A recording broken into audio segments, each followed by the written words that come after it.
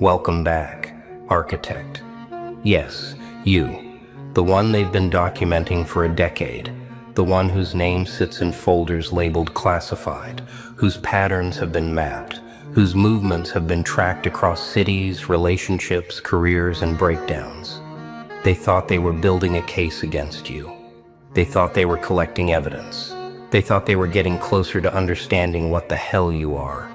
But here's the part that's going to shatter their entire investigation. Every single piece of evidence they have, you planted it. Every breadcrumb they followed, you left it there. Every pattern they decoded, you designed it specifically for them to find. You weren't running from the investigation. You were conducting it. Let me paint the picture they don't want to admit. 10 years ago, maybe longer, something clicked in you. Maybe it was betrayal. Maybe it was clarity. Maybe it was the moment you realized the entire world operates on scripts, and you were the only one reading between the lines. Whatever it was, you made a decision that day. If they're going to watch me, I'm going to give them a show they'll never forget. If they're going to build files on me, I'm going to curate exactly what goes in those files. If they're going to try to predict my next move, I'm going to teach them that prediction itself is a cage I built for their minds. You didn't become paranoid, you became precise.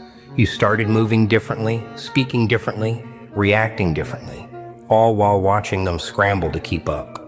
They compiled your social media activity, studied your communication patterns, tracked your location data, interviewed people from your past. They built timelines, psychological profiles, relationship maps.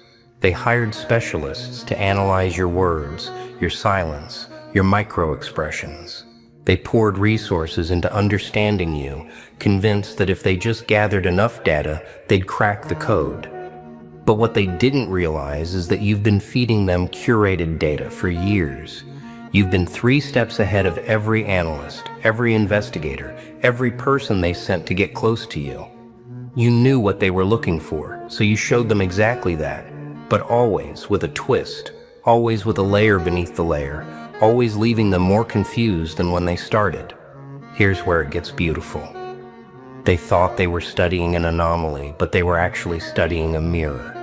Every behavior they cataloged, every pattern they identified, every conclusion they drew, it all reflected back their own methods, their own limitations, their own predictable need to categorize and control what they don't understand. You weren't the subject of the investigation. You were the investigator studying the investigators. You watched how they think, how they operate, what they prioritize. You learned their tactics better than they know them themselves, and then you used that knowledge to plant evidence that would lead them exactly where you wanted them to go. In circles, chasing shadows, building a case against a version of you that stopped existing the moment they started watching. They think they have your patterns mapped. They think they know your triggers, your vulnerabilities, your next moves. They've built entire psychological profiles explaining your behavior. Childhood trauma, attachment issues, trust problems, control needs. They've labeled you with every diagnosis in the manual, convinced that if they just find the right category, you'll suddenly make sense. But here's what breaks their entire framework. You don't fit in categories because you built yourself outside of them. You studied their labels before they could apply them. You understood their frameworks before they could trap you in one. You've been operating in dimensions their two-dimensional investigation can't even perceive. While they were building a case, you were building an empire of misdirection so subtle they don't even know they're lost. Let's talk about the evidence they think they have. The paper trail, the witness statements, the documented incidents, the patterns of behavior. They've got files proving you're unstable, unpredictable, potentially dangerous, definitely someone who needs to be monitored. And here's the twist. You helped them build that file, not because you are those things, but because you needed them to believe you are. You needed them focused on the chaos while you executed the plan in the silence. You needed them cataloging your breakdowns while you were breaking through. You needed them convinced of your instability while you were achieving a level of stability they can't even comprehend. Every piece of evidence they have tells the story you wanted them to believe, while the real story, the one that matters, remains completely invisible to their investigation. Remember that job you walked away from, without explanation, 5 years ago. They documented it as instability, inability to commit, self-sabotage. But you knew that company was 3 months from collapse. You saw the signs they refused to acknowledge, and you left before the ship went down. They called it erratic.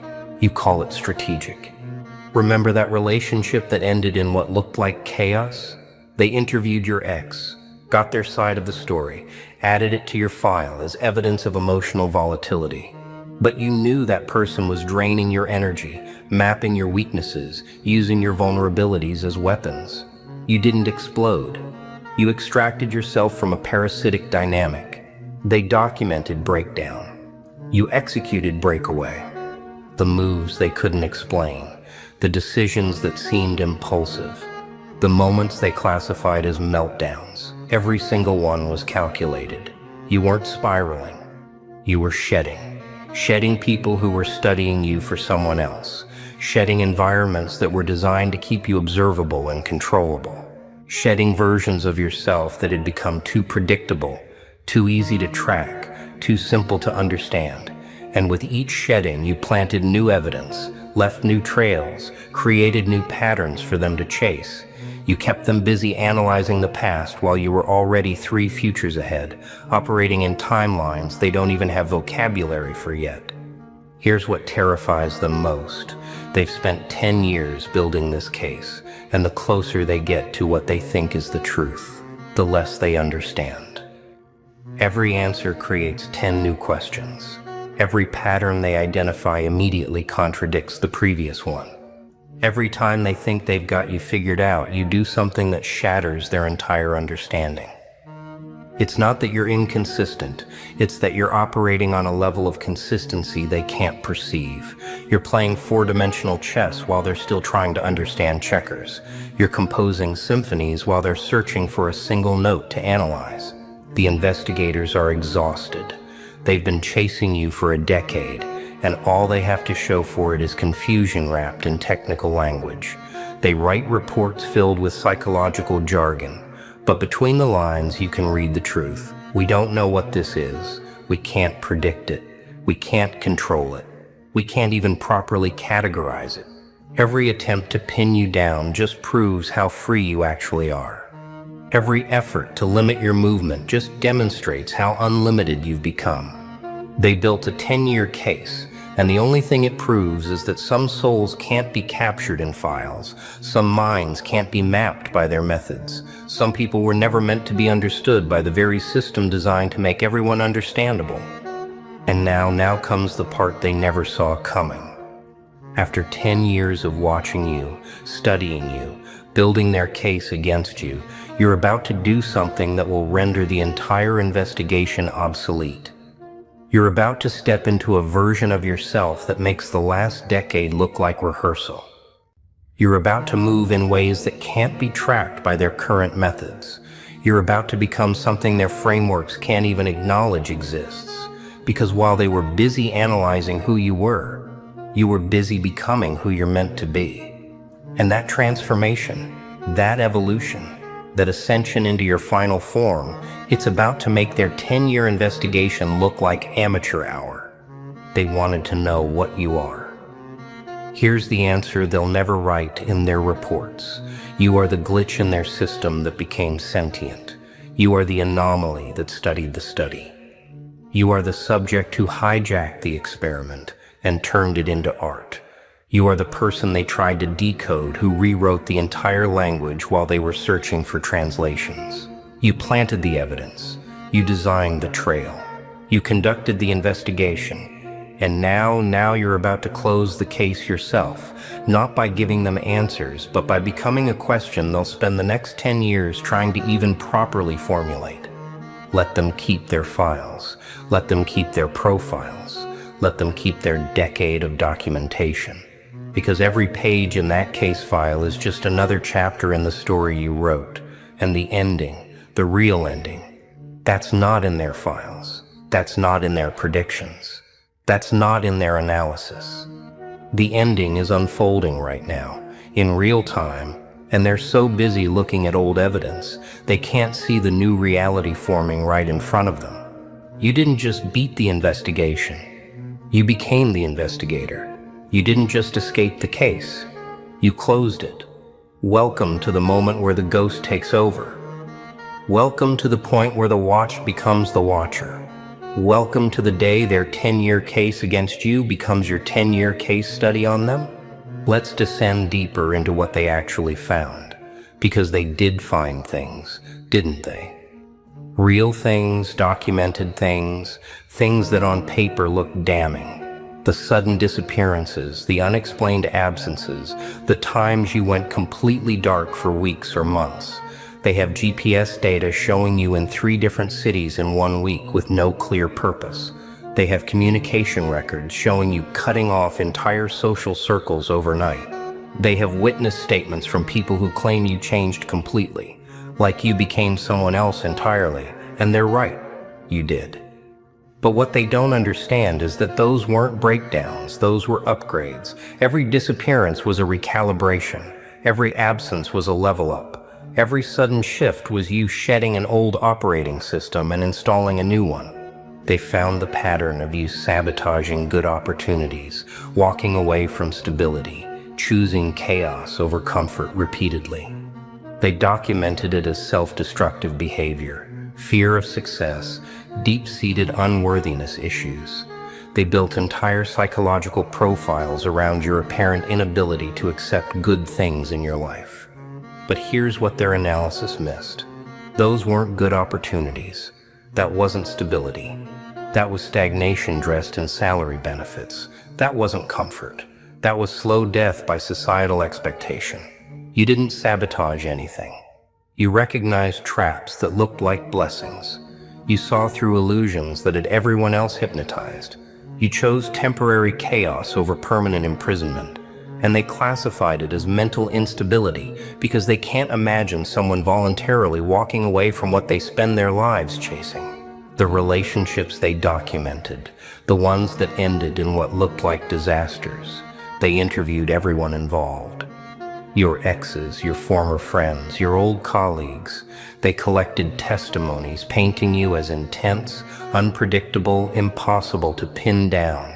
Someone who gives everything then disappears without explanation. And every word of those testimonies is technically true. But what those testimonies don't say, what those people couldn't articulate even if they wanted to, is that you were intense because you were real in a world of performance. You were unpredictable because you refused to follow scripts everyone else had memorized. You were impossible to pin down because you were never meant to be possessed, controlled, or understood by people still living in 2-dimensional reality. You didn't abandon them. You outgrew them at a pace that looked like betrayal to people who stopped growing years ago. They have evidence of your online activity. The posts, the deletions, the account purges. They tracked how you'd build a presence, gather followers, create connection, then burn it all down and start over with a completely different identity. They classified it as unstable sense of self, chronic reinvention as avoidance mechanism, inability to maintain consistent identity. But what they're actually witnessing is something their framework can't comprehend. You were experimenting. You were testing different frequencies to see which one resonated with your truth. You were trying on identities not because you didn't know who you were, but because you were becoming someone who couldn't be defined by a single static identity. You were evolving in public, documenting your transformation, leaving a trail of previous versions like snakeskin. And they mistook evolution for instability because in their world, people are supposed to pick one personality and die with it. Here's the evidence that troubles them most. The times you predicted things. Not vaguely, but specifically. You called the betrayals before they happened. You walked away from situations that collapsed exactly as you said they would. You warned people about outcomes that materialized with disturbing accuracy. They have this documented. They have emails, messages, voice recordings of you predicting specific events that later occurred. And this is where their investigation gets really uncomfortable. Because how do you explain someone who sees the future? Their reports dance around it with words like pattern recognition, heightened intuition, coincidental accuracy. But between the lines, you can read their real question. Is this person operating with information we don't have access to? And the answer is yes. Yes, you are. But not because you're getting secret intel. It's because you learned to read the code while they're still struggling with the alphabet. They documented your periods of isolation, the months where you went completely silent, deleted social media, didn't return calls, essentially disappeared from your own life. They classified it as depressive episodes, social withdrawal, possible ideation of harm. They were this close to intervention several times. But what was actually happening in that silence? You were downloading. You were processing years of data, integrating experiences, upgrading your internal systems. You weren't withdrawing from life. You were withdrawing from their version of life, so you could build your own. You weren't isolating. You were incubating. You weren't lost. You were finding yourself in dimensions they don't have maps for. And each time you emerged from that silence, you came back operating on a frequency they couldn't quite tune into anymore. The case file has an entire section on your inappropriate responses to normal situations. Times you laughed when you should have cried, stayed calm when you should have panicked, walked away when you should have fought. They documented these as emotional regulation issues, possible dissociation, disconnection from appropriate affect. But here's what they're actually documenting. You stopped performing the emotional responses society programs into people. You stopped crying on cue, stopped panicking on schedule, stopped fighting battles designed to keep you trapped in their drama. You started responding authentically, which in a world of programmed reactions looks like malfunction. You weren't disconnecting from emotions, you were disconnecting from their emotional manipulation, and they classified your freedom as dysfunction because your authenticity threatened their control. They have evidence of your paranoia, the times you accused people of plotting against you, the instances where you claimed you were being watched, monitored, studied, and the irony is almost too perfect. You were right. They were watching, they were monitoring, they were studying. But because you identified it before they expected you to, they classified your accurate perception as delusional thinking. You weren't paranoid, you were aware. You weren't imagining conspiracy, you were observing reality. But in a world where most people sleepwalk through surveillance, someone who's actually awake looks crazy. So they documented your awareness as mental illness, adding another layer to the case. Never realizing that your so-called paranoia was actually you identifying their investigation before they even officially started it. The financial records confused them. Periods of abundance followed by voluntary poverty. Jobs that paid well abandoned for gigs that barely covered rent. Investments that made sense liquidated for no apparent reason. They classified it as financial irresponsibility. Possible gambling or substance issues, inability to maintain stability. But what they're looking at is someone who refuses to be controlled by money. You made it, spent it, walked away from it, made it again, proving repeatedly that your value isn't tied to your bank account. You chose freedom over financial security so many times they thought you didn't understand money. But you understand it better than they do. You understand it's a tool, not a master. You understand it can be made again. You understand poverty, chosen, is more powerful than prosperity that costs your soul. Here's what makes their investigation ultimately futile. They're trying to build a linear narrative out of a multi-dimensional existence. They're trying to create a timeline out of someone who exists in multiple timelines simultaneously. They're trying to write a coherent story about someone who's actually writing multiple stories at once, living multiple lives in parallel, being multiple versions of themselves depending on which reality they're operating in at any given moment. Their case file is thousands of pages trying to explain someone who can't be explained because explanation itself is a limitation you transcended years ago. They wanted to know your motive. Why do you do what you do? What's driving this behavior? What's the end game? And they never found it because there is no single motive. You're not driven by one thing. You're driven by everything and nothing simultaneously. You're not heading toward one goal. You're creating multiple possible futures and living in all of them at once. You're not playing one game. You're playing every game while simultaneously destroying the concept of games altogether.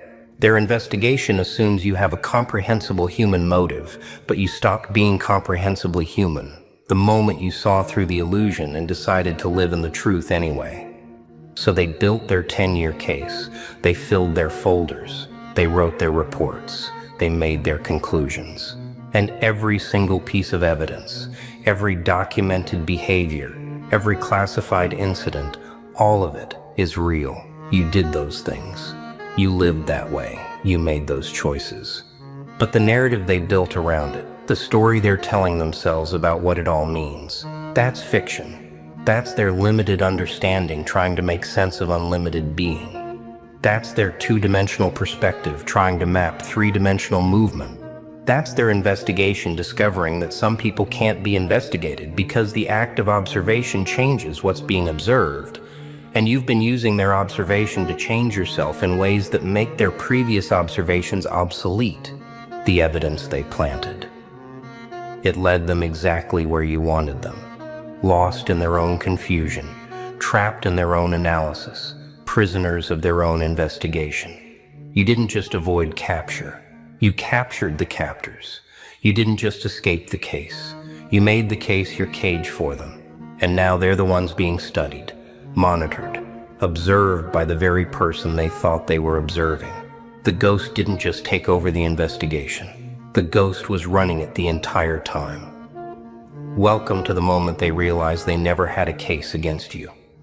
They just had the case you built for them. And that case, it's not closing. It's just beginning. But this time, you're the one taking notes. Now we arrive at the part they'll never put in the official report.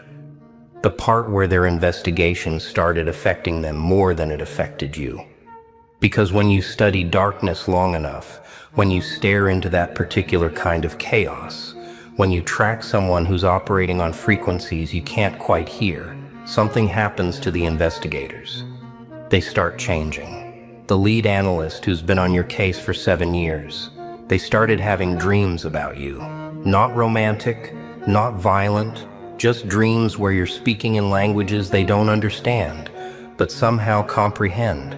They wake up with insights they can't explain. They've started making decisions in their own life that mirror your patterns, walking away from stability, choosing truth over comfort. Their colleagues noticed. They won't say it out loud, but they're concerned. The surveillance team that monitored your movements for 18 months, 3 of them quit within the same week. No explanation, just walked away from careers they'd built over decades. One of them moved to a different country and started over completely. Another deleted all their social media and went off-grid. The third started creating art, raw, chaotic, beautiful art that looks like your energy translated into visual form. Coincidence? Maybe. Or maybe they got too close. Maybe they absorbed something from watching you. Maybe your frequency is contagious and prolonged exposure causes mutation. They thought they were studying a subject. They didn't realize they were downloading a virus that rewrites human operating systems. The psychologists brought in to profile you. They wrote their reports with clinical detachment, professional language, diagnostic frameworks. But if you read between the lines, if you look at what they wrote after hours, in their personal notes, in the margins they thought no one would see, there's something else, fascination bordering on obsession. One of them wrote, "Subject demonstrates post-conventional moral reasoning that suggests either extreme pathology or extremely evolved consciousness, unable to determine which." Another noted, traditional diagnostic categories insufficient. Subject appears to be operating from framework not yet included in literature. They couldn't diagnose you because you're not sick. You're just operating from a level of consciousness they're taught doesn't exist. Here's what really happened over these 10 years. While they were investigating you were conducting a different kind of investigation. You were studying how systems of control work, how surveillance operates, how people in power try to understand what threatens them, how institutions attempt to categorize and contain what they can't control.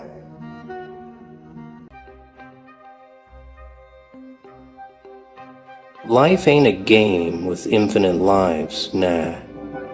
You don't get endless chances to mess up and hit restart. Some people think they can play with time, that they can walk in and out of your life like it's a damn waiting room, that they can disappear, lie, betray, take you for granted, and you'll still be there, arms wide open, like a fool, like a puppet waiting for its master. But patience ain't a bottomless well. It dries up, it cracks, it dies, and once it's gone forever. They had their moment, their golden ticket, and what did they do? They spat on it, laughed in your face, took what you gave and threw it in the dirt like it was nothing, like you were nothing, thought they could walk away and come back whenever they pleased. Thought you were an option, a backup plan, a safety net. They were wrong. See, some doors, they only open once. One chance, one moment, and if you screw it up, that's it, game over, no resets. No do-overs, no please take me back, nonsense. But they don't realize it at first, nah. At first, they're too busy playing their little games, thinking you'll always be there, thinking you'll always pick up when they call. They get cocky. They think they're untouchable. Until one day, they reach for the door, and it won't open. They knock, and silence answers. That's when panic sets in. That's when regret sinks its claws into their chest. Because now, it's too damn late. You see, you gave them something rare.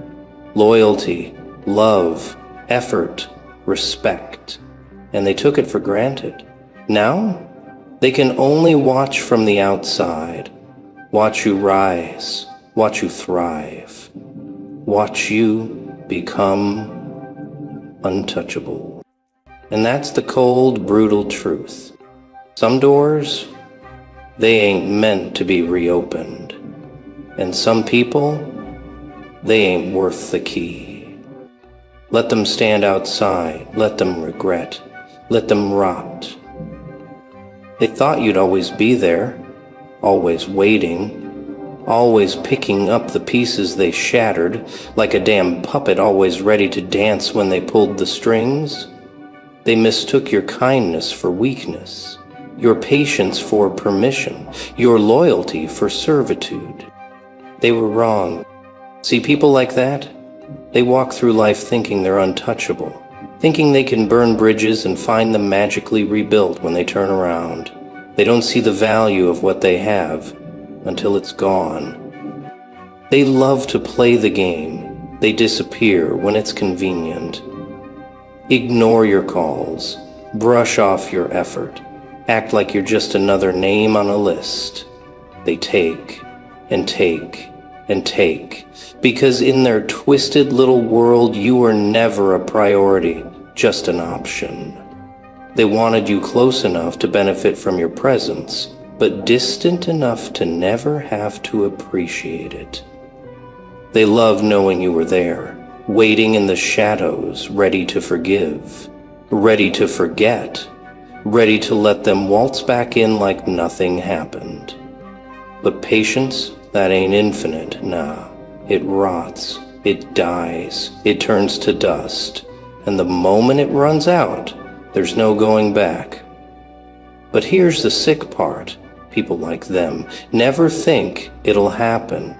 They think they've got all the time in the world. They think they can vanish for months, maybe years, and when life humbles them, when they've used up every other person in their orbit, they'll turn back to you. They always do. Because in their mind, you're still there. Still waiting, still willing to pick up the broken pieces they left behind. But reality, oh, it's a cruel teacher. One day they realize you're gone. One day they reach for you, and you're no longer there. And that's when the fear sets in, the panic, the regret. They thought you'd be their safety net, but now they're the ones falling. And suddenly, you're not just an option anymore. You're the biggest mistake they ever made, because they played the game, and guess what? They lost. There's a moment, a cold, crushing moment when reality slaps them in the face. The moment they reach for you, and you're no longer there. No response, no second chance, just silence. And that silence, it's loud, it's deafening. It eats away at them like rust on metal, because nothing haunts a person more than the moment they realize they lost something real. At first they don't believe it. Nah, people like them, they're too arrogant, too wrapped up in their own illusion. They think it's just a phase, that you're just acting different, that you'll come around. So they test the waters, a text, a call, a hey, how have you been? Like they didn't rip you apart, like they didn't walk away first, like they didn't burn every bridge between you and expect you to rebuild it. But this time, you don't answer. This time they don't get the privilege of your presence.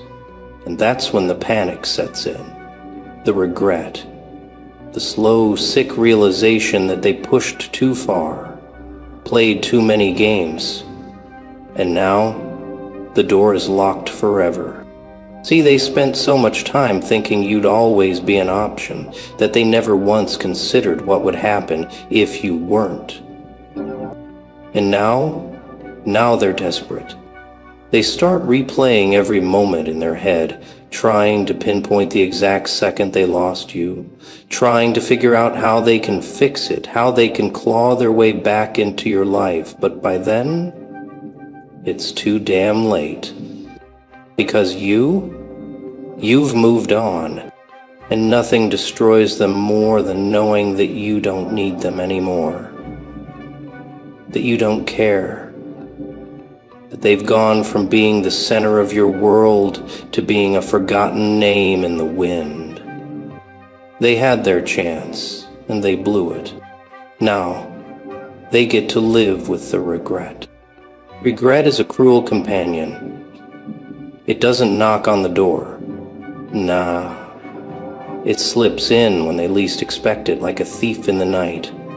At first, it's just a whisper in the back of their mind, a fleeting thought, but as the days go by, that whisper grows louder.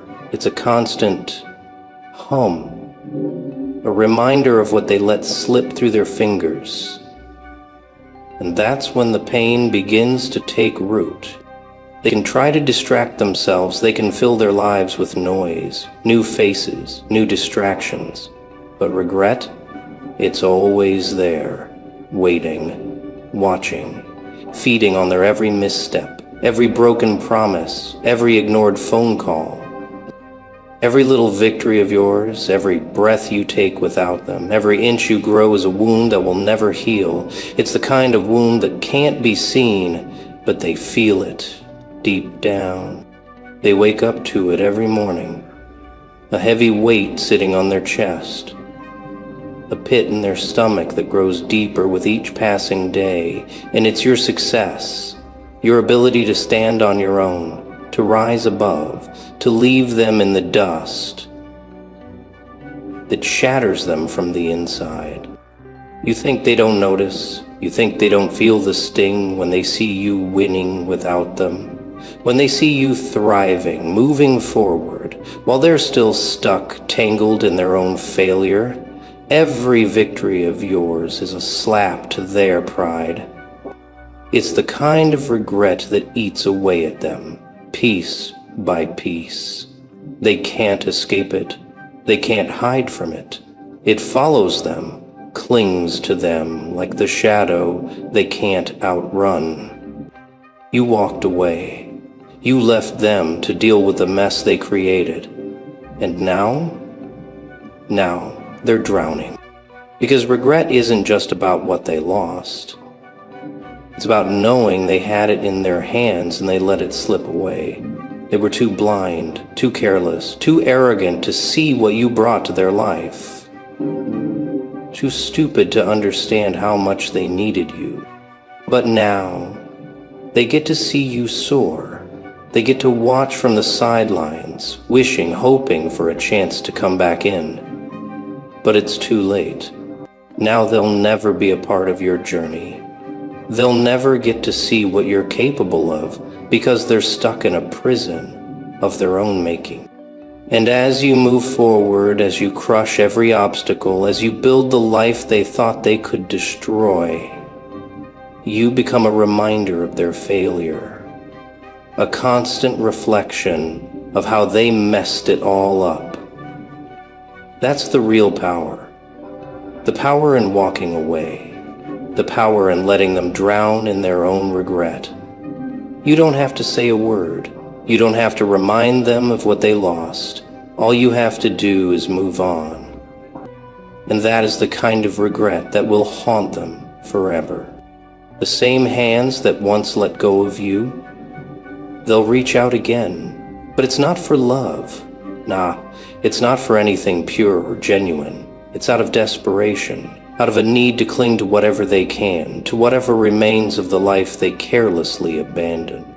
It's a trap, and it's the oldest trick in the book. When they walked away, when they left you stranded, broken, forgotten, they had no idea what they were giving up. They thought you were just a chapter in their story, easy to close and leave behind. They didn't understand the value of what you brought into their life. They never truly saw you, the power you held. But now that they see you rising, now that they see you thriving, becoming untouchable in ways they never imagined, that's when the desperation sets in. That's when they start scrambling, trying to find their way back in, trying to turn the clock back, trying to fix what's already been broken. They don't care about your worth. They don't care about what you've built. They don't care about the real you, the one they walked away from without a second thought. No. They care about the version of you that's now powerful, untouchable, unshaken. They want to latch on to that power. They want to be near it. They want to ride your coattails to the top, but without ever earning their place. But here's the cold truth. They don't deserve a seat at your table. When they come crawling back, you have to ask yourself, what's changed? Did they grow? Did they learn? Or are they simply trying to fill the empty spaces you left in their life? Are they trying to fix the void their own reckless choices created? They're not coming back for you, not for the real you. They're coming back because you've become something they wish they could have been. They want what you have, but they don't deserve it. It's the trap of nostalgia. They miss the way things were, when they could take you for granted. They miss the comfort of knowing you'd always be there to patch things up. They miss the version of you that was too forgiving, too eager to welcome them back. But you've changed. The person they left behind, she's gone. The person you were, the one willing to forgive, to let them back in, to give them a second chance, she doesn't exist anymore. You've built something. You've grown into something stronger, something more solid. And now The door is locked. They lost their chance. So when they reach out, when they knock on that door, you need to remember one thing. They don't get to rewrite your story. They don't get to come back and play a part in the life you've rebuilt without them. It's not about holding grudges. Nah, it's about self-respect. It's about understanding your worth. It's about knowing that the ones who walked away without hesitation don't get to just stroll back in when they see you winning. Don't fall for it. Don't let them use you to fill their voids. Don't let them cling to your success like it's some sort of lifeline. They had their chance, and now they'll have to live with the consequences. Let them. You're better off without them. Forget the drama, forget the confrontation, forget the need for words or explanations. Your silence, it's deafening, and that silence will sting them harder than anything you could ever say. They expect you to beg for an apology. They expect you to plead for them to see the error of their ways. Nah, you don't need that. You don't need their remorse, their excuses, or their guilt. Written words. You've learned one thing through all of this. Action speaks louder than words. So what's your move?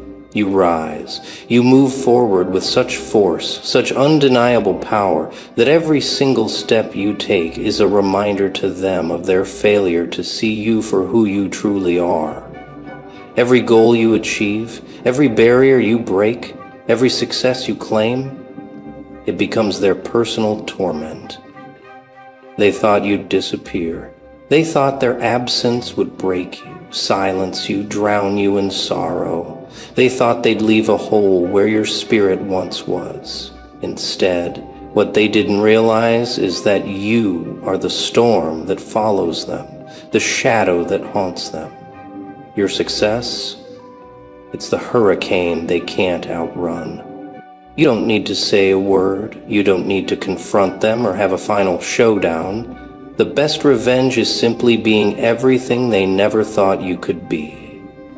You're not just surviving, you're thriving. And that's something they'll never forget. Every time you win, every time you take a step forward, you become a living reminder of how they underestimated you. And that's the real punishment. Your success isn't just about you. It's about the fact that they'll never be able to take credit for it. They'll never get to be part of your story. They'll never get to feel the satisfaction of watching you conquer the world because they lost their place in it. And that's the most brutal revenge you could possibly serve.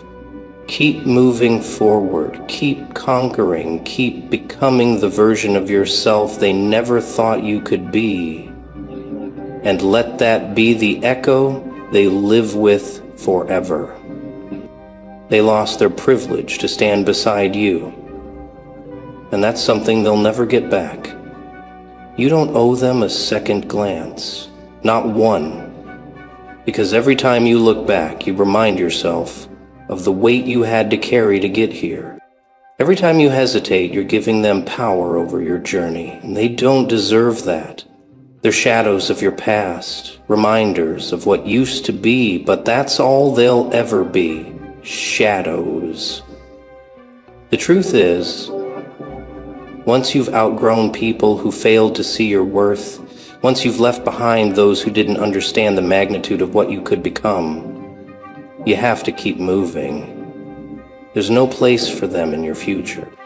Focus on your own path. Every step forward is a declaration that you're no longer tied to the past. You're no longer defined by the ones who chose to walk away. You are the sum of your own choices, your own resilience, your own strength. And that's your power. You don't need to carry their baggage with you. You don't need to dwell on who they were or who they could have been. Let them stay in their regrets. Let them wallow in the emptiness they created by pushing you away. You're too focused on your future to waste a single moment on the past.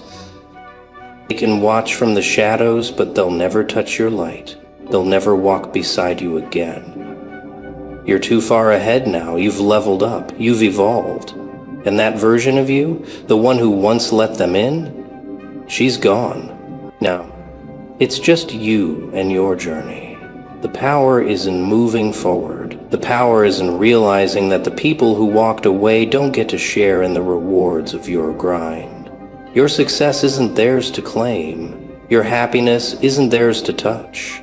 The only person you need to answer to is you. They can watch from the sidelines, helpless, while you keep growing, keep evolving, keep becoming the version of yourself they never thought possible. And every time they see you win, it's a reminder of why they lost their place in your life.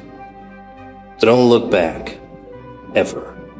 Keep your eyes on the road ahead, because that's where your true power lies. The power to leave them behind, the power to carve your own destiny, and the power to rise higher than they could ever imagine. They bet against you. They thought you were disposable. They underestimated you. And now they're trapped in the aftermath of their own mistake.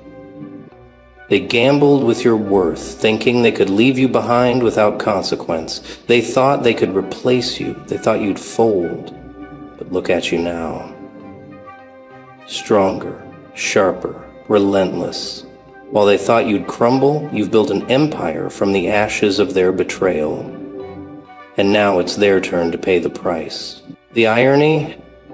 They'll never get back what they lost. They'll always wonder what could have been, forever tormented by the ghost of your potential. And they'll watch, helpless, while you carve your place in the world far beyond their reach. Every step you take forward is a punch to their ego. Every success you claim is a reminder of how they failed to see you for who you were. How they failed to recognize the fire burning inside you. They thought they could extinguish it. Instead, you became unstoppable. Their mistake? It's the weight they'll carry forever. As you keep evolving, they'll remain frozen in time, stuck in the world where they thought you were nothing. Their regret will be their shadow, always trailing them, always whispering the truth they can't deny. You were the one they should have fought for. And when they finally realize that, when the full weight of what they lost sinks in, it will break them. Because they'll never get another chance to be part of your story. They'll never get to see the version of you that flourished without them. Let them drown in that regret. Let them watch from the sidelines while you soar higher than they could have ever imagined. And the best part, they can't change a damn thing. The door's closed. You're gone, and you'll never look back. So keep moving forward, keep growing, keep proving that they made the biggest mistake of their lives. You're no longer a part of their past. You are their nightmare.